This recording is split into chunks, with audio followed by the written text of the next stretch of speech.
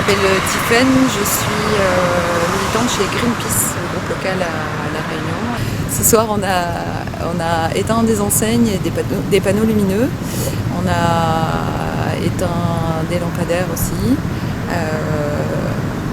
Voilà, l'idée c'est d'éteindre tout pour rallumer les étoiles, en particulier en ce moment où on a un oiseau, deux espèces d'oiseaux. Ce sont des pétrels de barreau et pétrels noirs, qui sont des espèces endémiques de La Réunion, donc qui n'habitent qu'à La Réunion, qui viennent nicher à La Réunion, dans les falaises, et qui sont en plein dans leur période d'envol. C'est des oiseaux qui vivent toute l'année sur la mer et qui viennent nicher à La Réunion que pour faire des petits et ensuite ils se renvolent. Alors le pétrel de barreau, il y a une population d'à peu près 10 000 oiseaux, mais le pétrel noir, il n'y a plus que 200 couples. Et chaque année, lorsqu'ils s'envolent vers la mer, ils sont attirés donc par la lumière de la lune et des étoiles sur la surface de l'eau. Chaque année, ils sont complètement désorientés par les lumières de la ville. Et ils sont attirés, tombent au sol et ils sont incapables de se relever, incapables de se réenvoler et de repartir. C'est pour ça que là ce soir c'est vraiment une lumière éteinte, c'est un pétrel de sauvé. Il n'y a pas que les pétrels qui sont impactés, même si cette semaine en particulier pour les pétrels c'est très très important, parce que jeudi c'est la lune noire, donc il n'y aura absolument aucun reflet sur la mer de la lune, il y aura quelques reflets d'étoiles, c'est tout. Et là ça va être extrêmement critique, les assauts environnementaux estime à plus de 1200 oiseaux qui vont tomber au sol, qui seront sauvés, ceux-là, mais c'est à peu près 10%, 20% de ce qu'on trouve.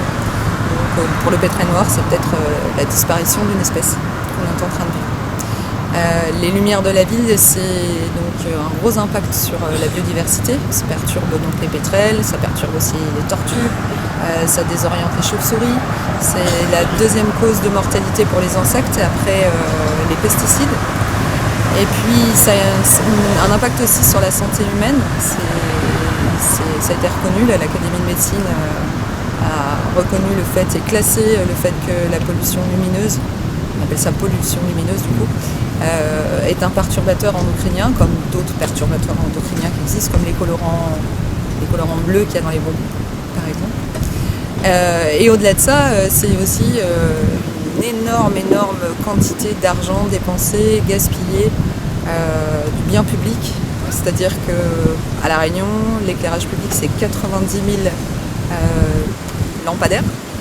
Et c'est à peu près 50% de la facture d'électricité d'une commune. C'est-à-dire 50% qui est complètement dilapidé de l'argent public qui pourrait être dépensé dans complètement autre chose. Voilà. Donc cette action on la mène tout au long de la semaine. On en a mené d'autres auparavant. Voilà, l'idée c'est d'interpeller qu'enfin on puisse se poser, toutes les associations environnementales, les collectivités territoriales se posent ensemble et qu'on réfléchisse à comment on utilise notre énergie. Parce que comment on réduit la pollution lumineuse, comment on réduit aussi la pollution sonore, on peut parler aussi des hélicoptères et des canons qu'il y a à Cilaos. Et ce soir on était à Saint-Pierre, puisque Saint-Pierre est une ville qui est quand même très très mauvais élève, deuxième mauvais élève après Cilaos. Voilà, l'année dernière il y a 89 pétrels qui ont été ramassés sur Saint-Pierre. Ce week-end c'était 25. Donc voilà, sur Saint-Pierre, on agit depuis le début de la semaine et même depuis avant. On a interpellé, appelé la mairie, appelé les responsables, envoyé des mails et surtout on a envoyé une lettre là pour prévenir qu'on allait éteindre tous les jours jusqu'à la fin de la lune noire, c'est-à-dire la grosse semaine vraiment très compliquée, c'est la semaine qui est là donc du 13 au 28.